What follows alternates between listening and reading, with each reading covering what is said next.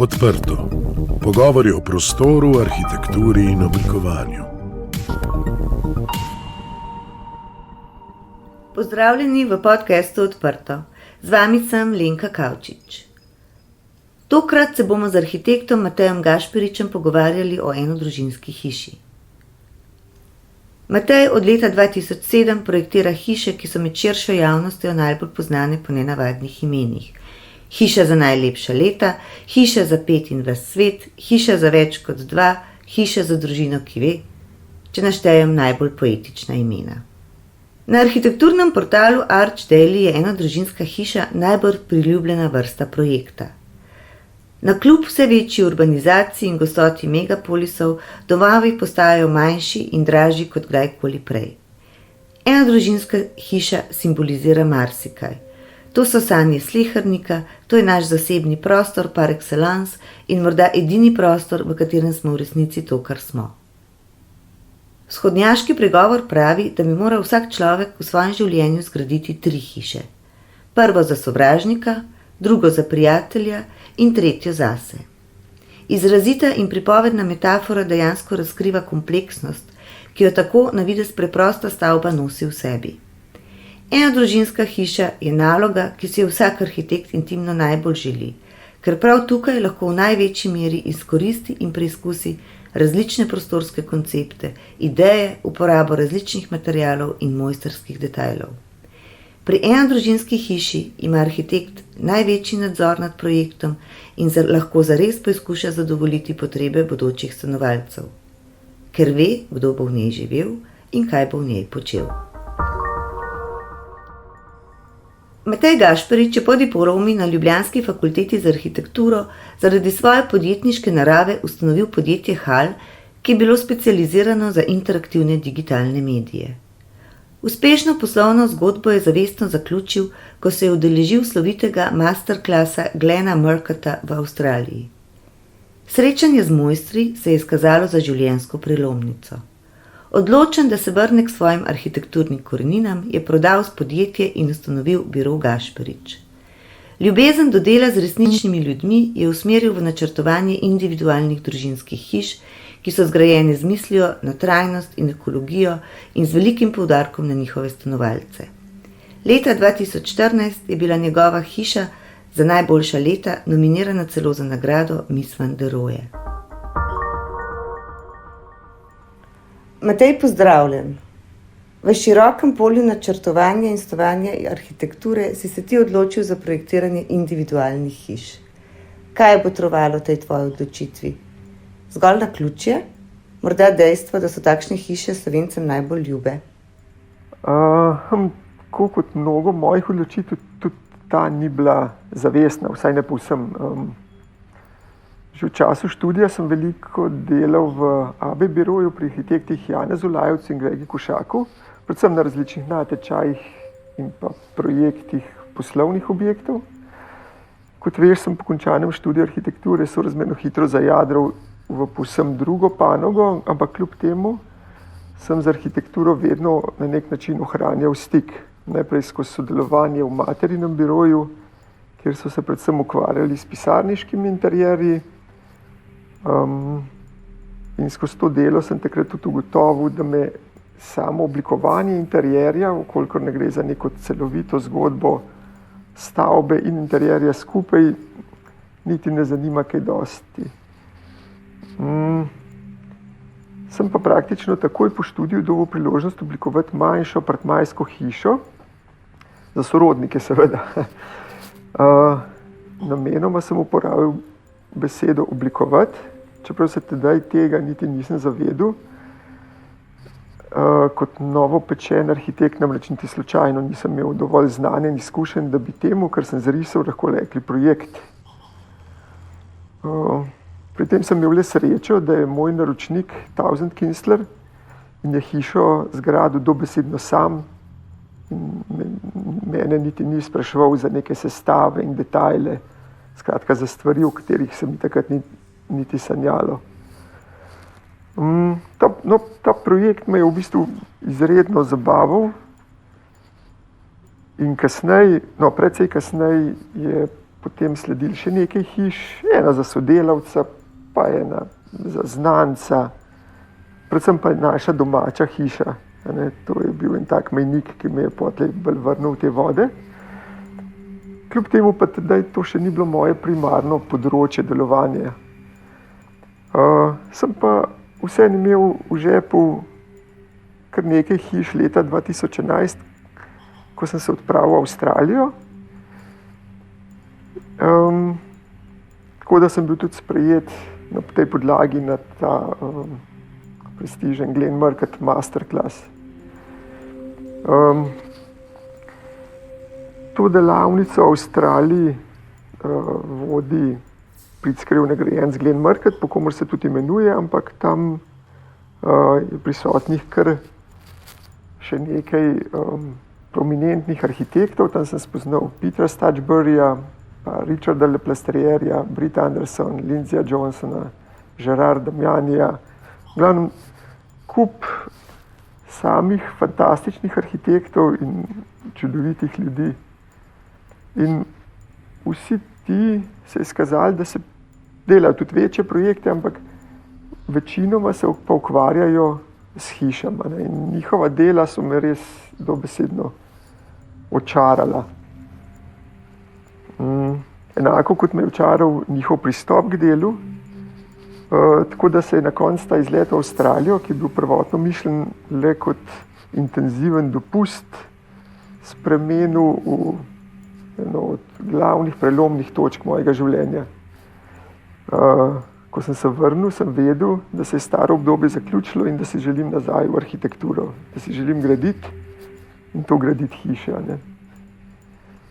Zdaj,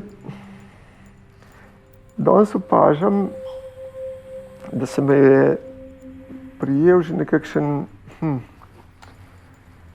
reciva temu, sloves arhitekta sonaravno grajenih nizkoenergijskih družinskih hiš. Poiščejo me ljudje, ki imajo afiniteto do lepega, do zdravega načina življenja, do narave.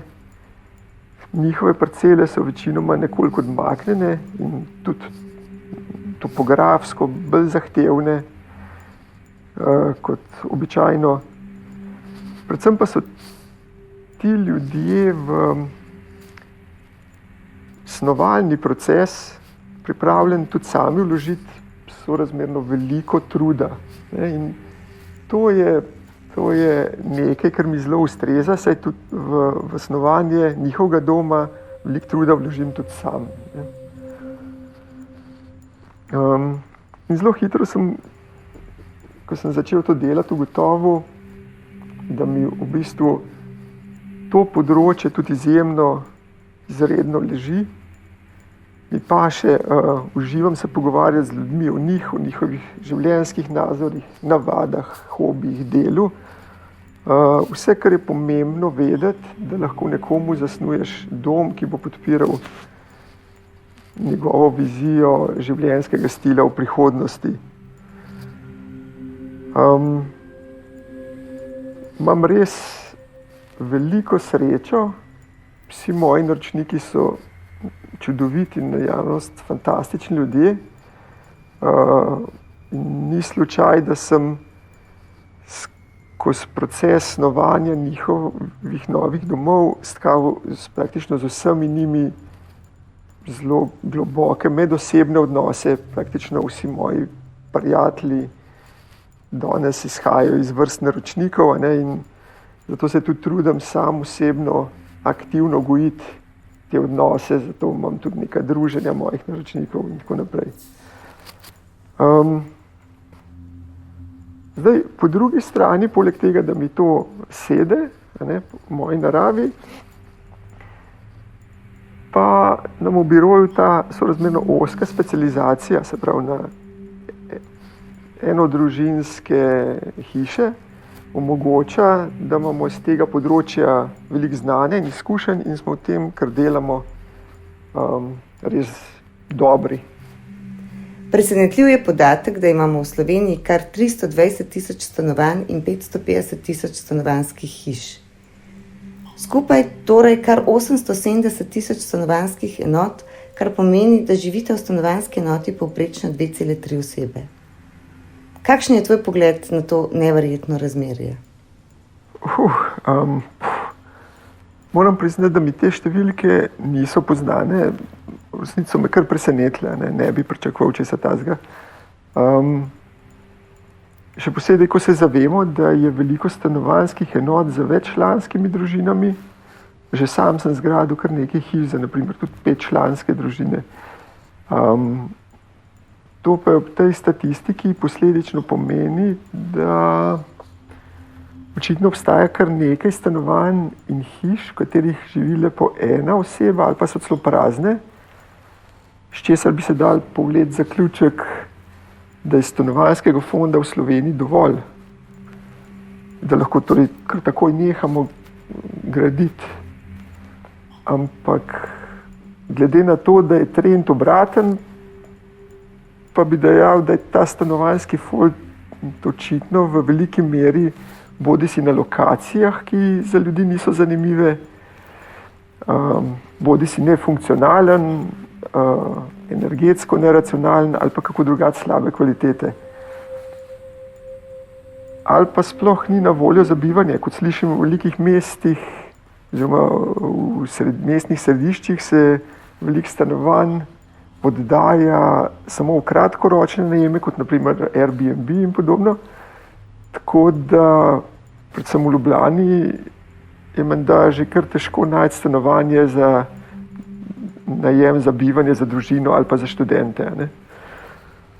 Tako da, ne vem, sigurno pa mislim, da aktivacija tega stanovanjskega fonda se vsekakor kaže kot poslovna priložnost za celo plejado podjetij, ki se ukvarjajo z gradbenim in z gradnjo povezanim storitvami, nenazadnje tudi za nas, arhitekte. Tipologija stanovanjskih hiš je zelo pestra in raznolika. Od prosto stoječe hiše na parceli do vrstne hiše, verižne hiše, atrijske hiše, hiše v nizu, dvojčkov. Tvoji projekti so predvsem prosto stoječe enodružinske stavbe. Kdo je to povzročil? Ti, ker si iskal takšne naročnike, oziroma naročniki, ki so imeli takšne želje? Ko sem še hodil na arhitekturo, na faks, sem imel asistenta, ki je neprestano projektiral notranje opremo lekarn. In sem ga nekoč vprašal, pa kje jih najdeš? Oziroma, kje oni tebe najdejo? In to prav lekarne. Ne? Pa se nasmehnil, pa mi je rekel, da se ga je pač prijel lekarniški vibe. Naredil je prvo, pa potem še eno njihovo filialo, pa pol naslednjo in zdaj je nekako znan potem, da dela interier lekarn in ga naročniki poiščejo sami. No in podobno je pri meni. Ne? Naša domača hiša stoji na hribčku, na robu vasi, na robu narave.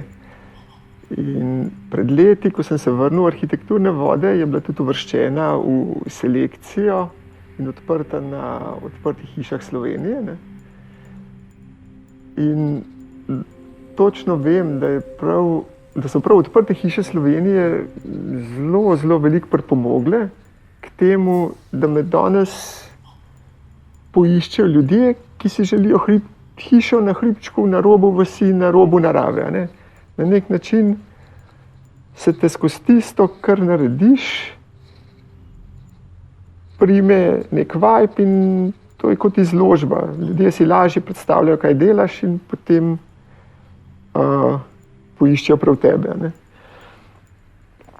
Zdaj seveda s številom hiš se potem pojavijo tudi druge situacije, lokacije takšne in drugačne, ampak čeprav gre na koncu za hišo v nekem tudi lahko urejenem primestnem naselju ali pa v Ljubljani, je nekje v podzavesti teh ljudi še vedno prisoten ta duh, ta želja po nekem takem bivanju, pa če tudi se potem realizira v nekoliko bolj metaforični obliki. Ne? In glede na to, da tudi naša družina živi tako, se s takšnimi ljudmi tudi najlažje poistovetimo. Z vsemi si vsaj v določeni meri delimo življenjski stil in moralne vrednote. In samo to dejstvo bistveno olajša snovalni proces, ga naredi tudi prijetnejšega. Ne. Lažje jih slišim, lažje razumem njihove želje in oni lažje razumejo in sprejemajo moje ideje. Tako da manj časa porabimo za osnove in banalnosti, s čimer ostane več časa in energije, da naredimo res nekaj dobrega, da ustvarimo nek presežek. In prav presežki so tisto, kar naredi delo vredno truda. Povprečje in podpovprečje že ne tako preveč na svetu. Izkušnja načrtovanja enodružinske hiše zagotovo temelji na medsebojnem zaupanju in spoštovanju med arhitektom in naročnikom. Verjetno pa vse ne teče vedno gladko. Kakšna je tvoja pot od skice do stavbe? Kje je tista točka, ko se kot arhitekt ustaviš in nehaš projektirati, ter prepustiš hišo lastnikom, da jo oblikujejo oziroma naselijo po svoje? Lenka, tukaj si pa omenila besedo, ki je zame ključna. Spoštovanje. Spoštovanje nam omogoča, da sodelujemo, da konstruktivno premagujemo težave, da se učimo, da napredujemo. In zato sam spoštovanje vidim kot ključ do osebne in profesionalne rasti. Beseda sama je zame tako pomembna, da sem jo vgradil tudi v podpis našega biroja. Arhitektura za spoštljive ljudi. Za takšne ljudi, torej za spoštljive, in le za takšne si v resnici želim in sem pripravljen delati. In ta namen imam že v sam proces dogovarjanja s potencialnimi naročniki vgrajenih kar nekaj varovalk. Velika večina zame izve prek predstavitve realiziranih del, bodisi odprtja na odprtih hišah Slovenije ali pa na oddaji Ambienti, objavah v revijah, kot recimo Outsiderju ali pa Hiše. In če nekomu ne sedajo moja dosedanja dela, potem je velika verjetnost, da nismo za skupaj. Ne? In po drugi strani, če pa se v teh delih najde, ne, je to že prvi korak, ki kaže na to, da bi morda skupaj lahko ustvarili nekaj lepega. Drug filter predstavlja moj blog, tako imenovan Scrapbook, ki je na moji spletni strani. Zdaj zaradi obilice dela zadnje čase pišem nekoliko bolj poredko, ampak kljub temu se tam nabrali že kar kakšnih 40 zapisov in kdor jih prebere, vsaj nekaj od teh, ni treba, da vseh 40, lahko iz njih lepo razbere mojo življenjsko filozofijo, moje poglede na arhitekturo, na prostor, moje poglede na delo, način sodelovanja in na življenje nasploh, kar ni nepomembno. Zdaj, nekateri se zapisanim verjetno ne identificirajo in to je povsem okej. Spet druge pa to prepriča, da me kontaktirajo in ugotavljam, da celo več kot to. Mnogi se tako zelo najdejo v videnem in zapisanem, da se že na podlagi tega odločijo za sodelovanje z menoj in nekih alternativnih ponudb niti ne iščejo več. Seveda pa je ta del izbire, ki sem ga opisoval do zdaj, čist enostranski, da bi imel pa možnost izbire tudi jaz sam, se pred vsakim dogovorom vedno dobim z naročnikoma in to ne enkrat, ampak vsaj dvakrat. Prvič na spoznavnem srečanju, to mi omogoča, da spoznam njih kot ljudi, da se pogovorimo o njihovih željah, potrebah, zmožnostih, omejitvah. Obenem pa, da se seznamim tudi z lokacijo, ker če lokacije ne vidiš v živo, ti jo nobena slika, fotografija ne more pričarati. Drugič pa se dobimo, ko jim potem na podlagi zapiskov iz tega prvega srečanja predstavim moj predlog sodelovanja, jih popeljem skozi proces, ki je pred nami, tako da čim bolj vejo tudi, kaj jih čaka in kaj pričakovati od vsega skupaj. Zdaj, nikdar se ne dogovarjam le za en del projekta, recimo, da bi delal samo projekt za gradbeno dovoljenje ali pa kaj takega, vedno izključno za celoto. od snovanja pa do vseljive hiše. In tako je z moje strani projekt tudi vedno vrednoten. Škoda se mi namreč zdi, da bi v snovanje vlagali čas in energijo, potem pa bi šlo pri gradnji vse po svoje, kar bi sigurno, če človeka ni zraven, tudi šlo. Naročnik pa bi bil v tem sorazmerno kompleksnem procesu gradnje prepuščen čisto sam v sebi. Zdaj, komur takšen celovit angažma ne ustreza, za naš biro verjetno ni pravi naslov, saj lahko parcialne rešitve dobi drugje. Kdor pa si želi tazga holističnega pristopa, kdor vidi v takem sodelovanju neko dodano vrednost, s takim pa se običajno dogovorimo in tedaj gremo potem zanj, bi rekel, all in.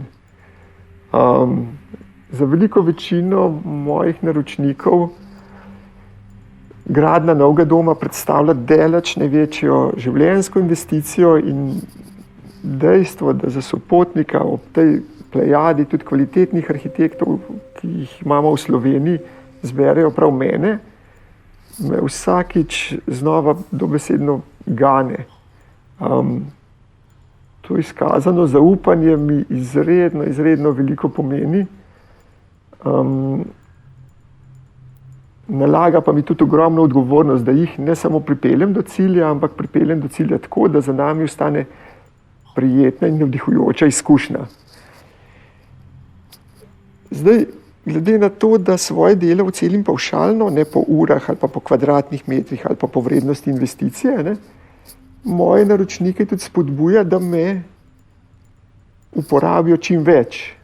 Vprašajo za mnenje za vsako malenkost, pokličejo ob vsakem problemu in tako naprej. In to se mi zdi super. To se mi zdi super, saj s tem moj vpliv na projekt večji in skoraj se mi ne more zgoditi, da bi se nekaj zgodilo brez mojega vpliva, če že ne rečem kontrole.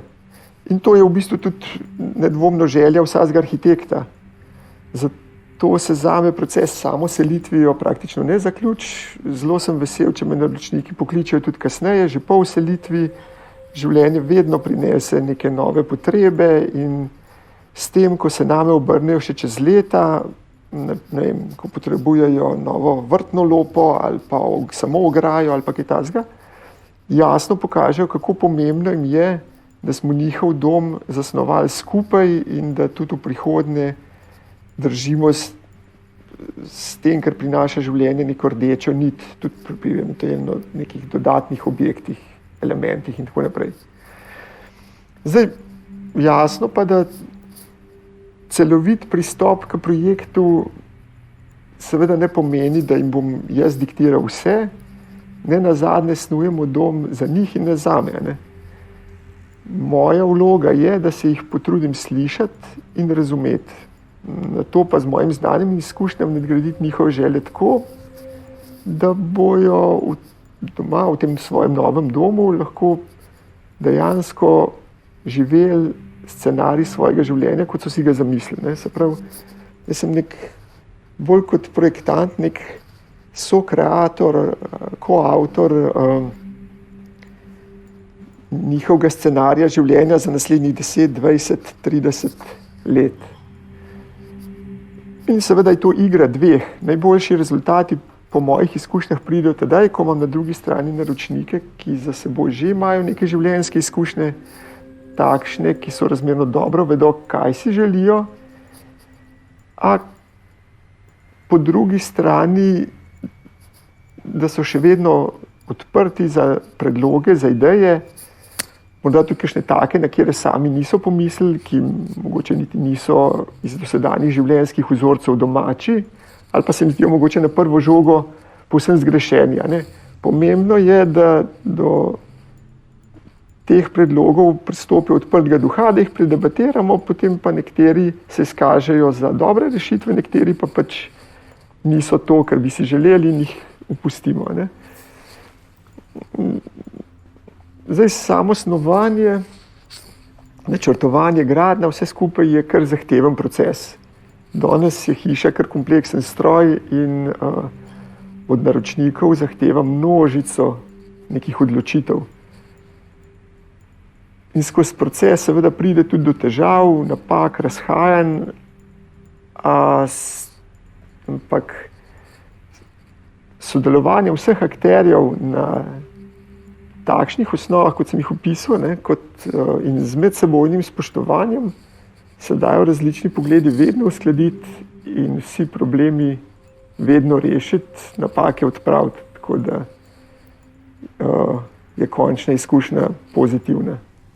Pri načrtovanju smo arhitekti soočeni včasih za zelo togo zakonodajo, včasih za zelo neživljenjskimi predpisi.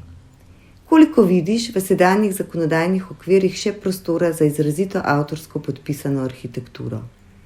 Vem, kaj dobro veš, da je to moja nevralgična točka in o tem bi lahko razpravljal ure in ure, ampak bom poskusil biti kratek.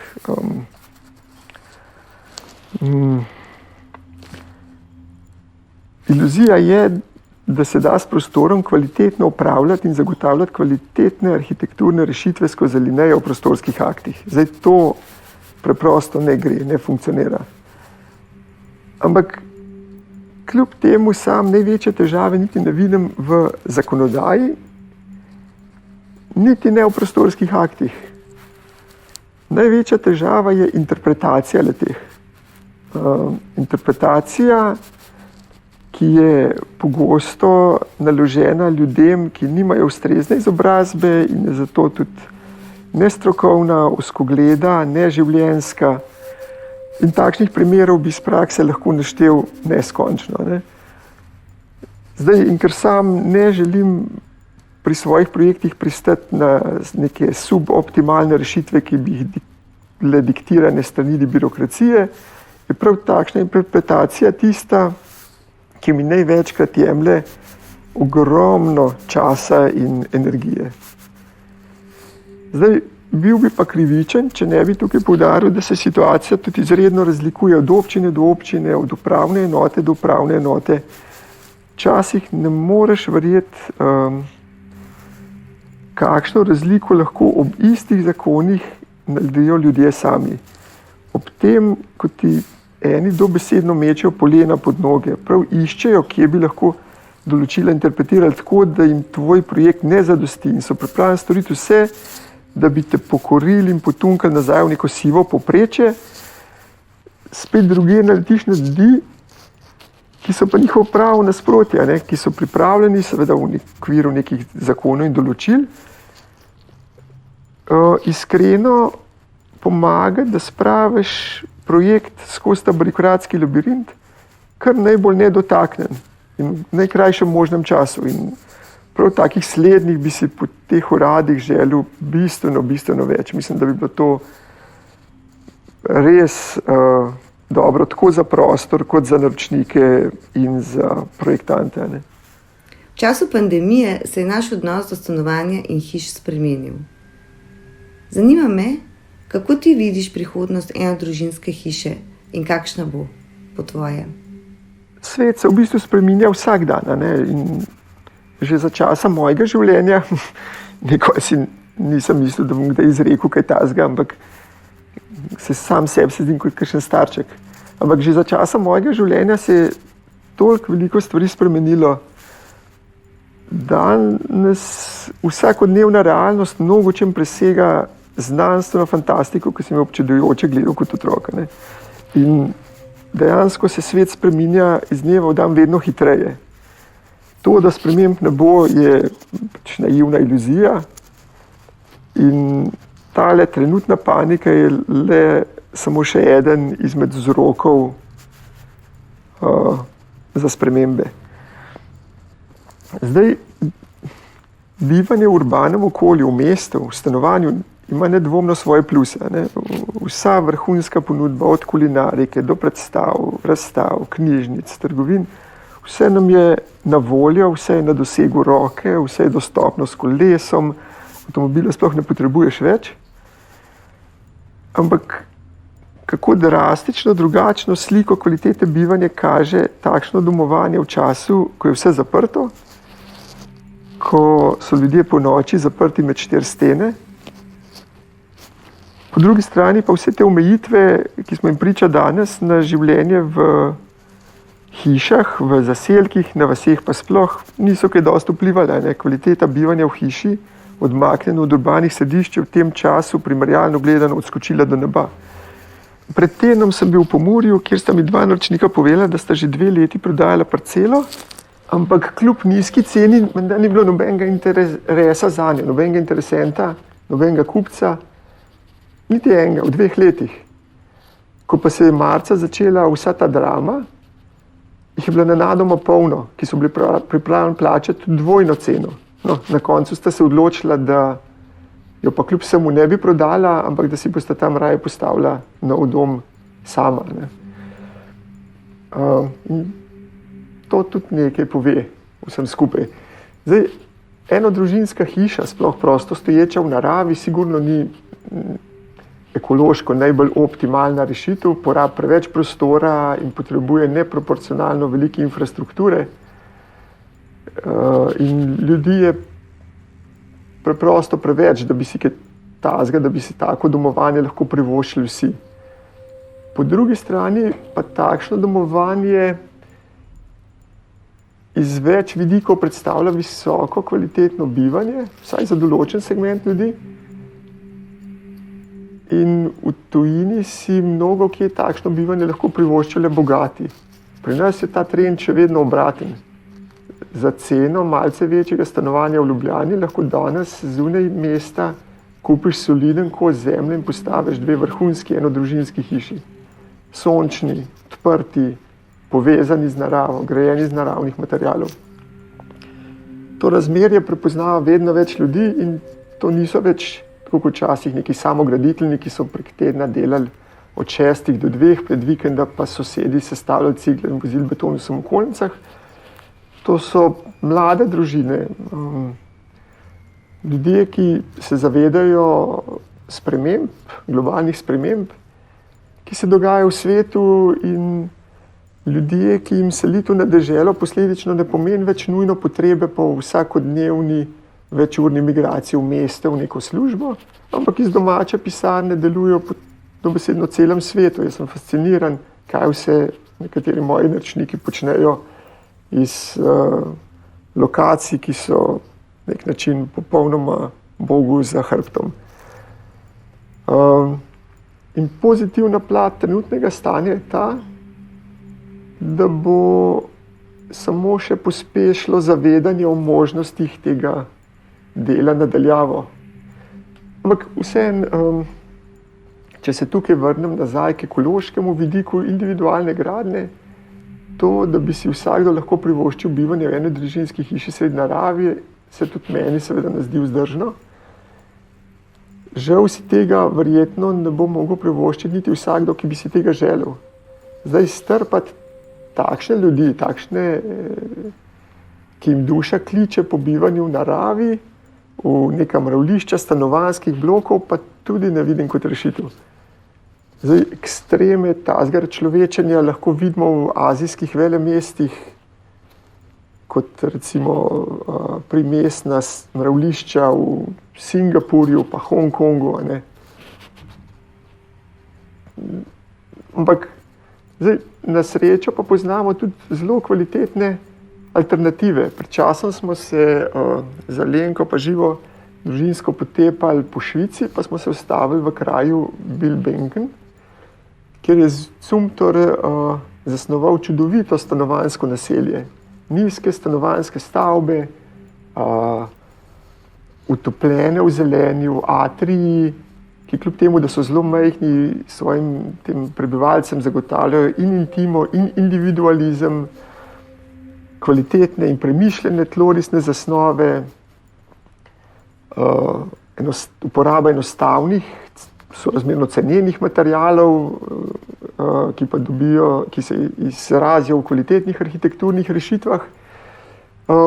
Vse to pa poskrbi, da je gradnja tudi cenovno dostopna čisto normalnim ljudem srednjega sloja, brez da bi morali za to zadolžiti 3 naslednje generacije ali pa prodati neko ledvico. Ne. Zdaj, to je ena možnost, druga priložnost pa vidim v urejenih stanovanjskih naseljih, če tudi enodružinskih hiš, ki bi na omejenem prostoru in neki ekonomični infrastrukturi nudila kvaliteto bivanja v hiši z vrtom. A tukaj se mi zdi, da vsaj v Sloveniji nekako ne najdemo prave formule med urejenostjo, individualizmom in skladno, ampak kljub temu ne monotono arhitekturno tipologijo. In vse prevečkrat se nam zgodi, da naselje zaraste v sračje gnezdo, kjer od kvalitete bivanja v hiši, to je zelenja, individualizma, ostane zelo malo. Ne. Zdaj, glede na statistiko, ki si jo prej omenila, bi dejal, da je stavbnega fonda v Sloveniji dovolj. Zato sem sam zelo vesel projektov, kjer se stara, nekvalitetna gradnja odstrani, na njenem mestu postavi nova. In takšnih primerov je v zadnjem času vedno več. Ne. Še lepše pa je, ko je nekaj starega tako kvalitetno, da tega niti ni potrebno rušiti, ampak ga je mogoče transformirati in mu dati neko novo uporabo. V Zgornjih Gorjah nad Bledom imam res čudovit primer takšne transformacije, kjer 100 let star, ampak izredno lepo in dobro ohranjen skedenj prenavljamo, predelujemo v bivanje za mlado 5-člansko družino. Gre za izjemno navdihujočo, ampak tudi zelo zahtevno nalogo, ker neprestano je potrebno iskati ravnotežje med starim in novim, reinterpretirati stare rešitve in jih inovativno prilagajati nekim novim življenjskim vzorcem, ob tem pa še vedno ohranjati neko spoštovanje do tega starega, do tega nikularne arhitekture, do tega arhitektonskega izraza tega prostora. Ne. In za takšen projekt, kjer se ne da zrisati vsega vnaprej, ampak marsikdaj je potreba odreagirati na situacijo, ki se pokaže na gradbišču. Ne. Zdaj, v tem primeru imam res izredno srečo, da naročnik sam živi poleg in je pri gradnji pravzaprav neprestano prisoten. Poleg tega pa ima tudi sam izredno afiniteto do lepega, tako da en drugega podpirava v rešitvah, ki niso vedno sprejete na logiki linije najmanjšega odpora, ampak verjamem, da se bojo na koncu bogato obrestovale v neki obliki prijetnega, zdravega novega doma, ki pa se bo svojo primarno arhitekturno tipologijo lepo zlil s tradicionalnim vaškim jedrom okolja. Ne. Vse tvoje hiše imajo zelo zanimiva imena. Nam za konec lahko zaupaš, kako se bo imenovala naslednja? Ja, imena. Zdaj, ko sem prekinil s starim življenjem in vstopil na samostojno arhitekturno pot, sem se moral v določenem trenutku odločiti tudi za poimenovanje. Zdaj, kako poimenovati hišo, da ime ni suhoparno, brez pomena, je pomljivo, unikatno. Mnogi arhitekti hiše poimenujejo s črkami. Zdaj spet drugi s krajem, kjer stoji, pogosto tudi s priimkom naročnika ali pa po neki značilnosti same konstrukcije oziroma arhitekturnega izraza. Razni načini so prisotni. Zdaj, z mojim svetovalcem in copywriterjem Igorjem Medžugorcem, ki mi je tudi sicer veliko pomagal, da sem na svojo arhitekturno pot zastavil s pravimi potezami, sva se o tem zelo veliko pogovarjala in na koncu me je prepričal, da sem se odločil za daljša, a vsebinsko bogatejša poimenovanja. Vse hiše so namreč na nek način zasnovane za ljudi, ki bodo v njih živeli, in zato se mi je zdelo na mestu, da del njih, njihovega življenjskega sloga ali izhodišča ali neka značilnost, ki je zaznamovala proces snovanja, najde mesto tudi v imenu hiše. Tako da danes hiša ob odprtju projekta pridobi neko začasno delovno ime, ki je pač na projektih in za upravno enoto, končno ime pa dobi, ko je za nami že vsaj dobršen del procesa in ko tako dovolj dobro poznam naročniko, se ime v nekem trenutku izkristalizira pravzaprav čisto samo od sebe. Ne. Naročniki se tako tudi skozi ime identificirajo s hišo, so nanj ponosni in zanimivo je, da vidim, da so ta način poimenovanja opazili tudi moji kolegi, moji arhitekturni kolegi, saj v zadnjem času opažam podobno poimenovanje tudi pri nekaterih njihovih projektih. Prejšnji teden smo začeli z montažo ene zelo zanimive hiše, katere snovalni proces je bil izredno dolg, celo zame neobičajno dolg, mislim, da smo jo snovali kar celi 2 leti. Ampak rešitev, do katere smo prišli na koncu, je morda nekoliko neobičajna, kljub temu pa tako kot v vseh ostalih primerih, tudi ta ni nastala iz želje po neobičajnosti per se, ampak smo do nje prišli kot odgovor na prostor in na želje in potrebe naročnikov. In kot je zanimiva hiša, je zanimivo tudi ime. Imenuje se A House for the Quiet Party Animals.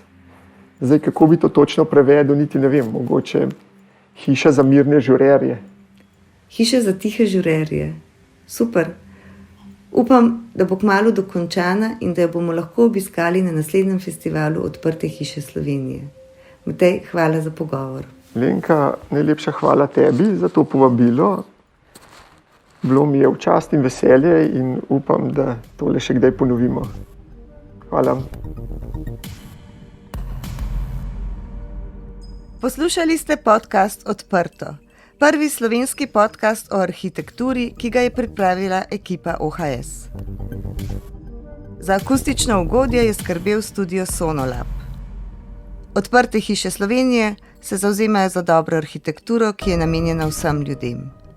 Prisluhnite nam vsakič, ko boste o prostoru želeli izvedeti več. Da smo lahko odprto spregovorili o prostoru, nam je svojo podporo omogočilo Ministrstvo za okolje in prostor.